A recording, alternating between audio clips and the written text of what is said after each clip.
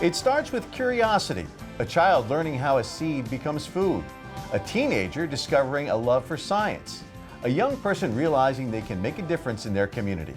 For more than a century, 4-H has been the place where those sparks turn into passions and passions grow into leadership. And our next guest knows this firsthand. Karli Abbott was in 4-H for 11 years, and now she's on the National 4-H Council's Young Alumni Advisory Committee, and she joins us this afternoon in Historic Studio D. Karli, thanks for being here. Thanks for having me. Okay, so we're going to get into all the nuts and bolts about this, but the question I have is, what exactly is a National 4-H Council's Young Alumni Advisory Committee? It is a mouthful. I still mess it up sometimes. So it is a group of young alumni like myself who have just recently graduated out of 4-H, and now they want to make a difference in their community and in the National 4-H's council. So we bring in youth perspective and voices and give them to the council to be able to make big decisions. So kind of like a liaison. Yes. That's nice. So how did you become a member?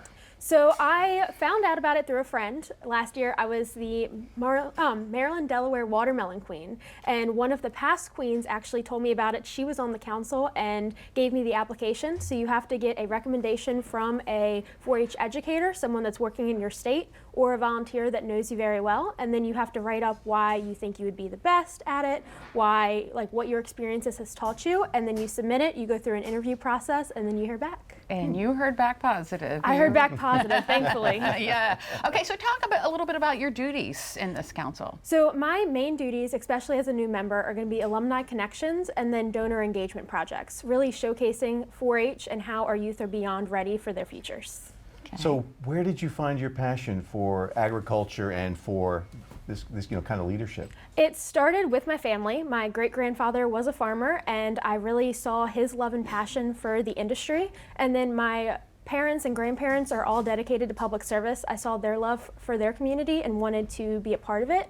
When I was 7 years old, my grandmother brought me to my first 4-H club meeting, and she knew the leaders, thought it'd be great for me, and I really found my spark from there. It's more than just agriculture, it's public speaking. Sewing is what caught my interest at first, wildlife management, and all of that wrapped together was just something that I fell in love with and that I could advance at my own pace. Could you ever have imagined that you would still be doing it or being a part of it into adulthood? Oh no, definitely not. I went to college as a computer science major at first, and I switched halfway through, decided I wanted to do environmental science and really wanted to give back to the program that gave so much to me. So I became a 4-H program assistant, and then I ended up applying for this job last year and got it.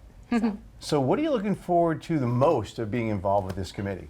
I really think showcasing how 4-Hers are beyond ready, because the Beyond Ready initiative is such a great workforce readiness initiative, and it showcases how 4-Hers are learning life skills that they can apply to their life, school, or just work in general, and showcasing how those 4-Hers are implementing those things in their path, whatever way they go, whether it's agriculture or some other path, and really giving the donors and the alumni an idea of how well 4-H does. We help 6 million youth annually, and we're hoping to go to 10 million youth annually. Wow. So the idea that 6 million people currently are in 4-H and loving it, and showcasing why each of them love it. You know, 4-H has been around for a long, long, long time. I did 4-H when I was young. What do you think the biggest misconception about 4-H is? Really, that 4-H is just for farm kids. That was something that happened when I was younger. Everyone hears 4-H, they think like FFA, they think agriculture. They don't think about public speaking or leadership skills. They don't think about sewing as much or wildlife management. It's all of those things combined. STEM robotics is really big in the state of Maryland currently, and having all of those ideas put together, and it's a place for you to grow and learn. And you also get some pretty cool bling too. I see you've got your 4-H earrings. 4-H earrings.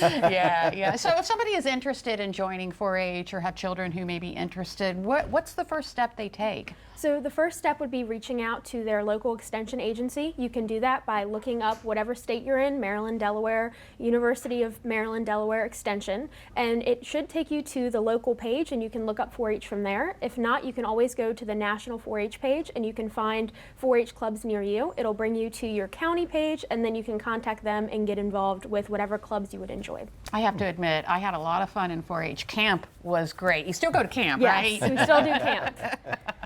Well, Karli, thank you so much for coming in today and telling us all about this wonderful opportunity you have. Thank you for having me.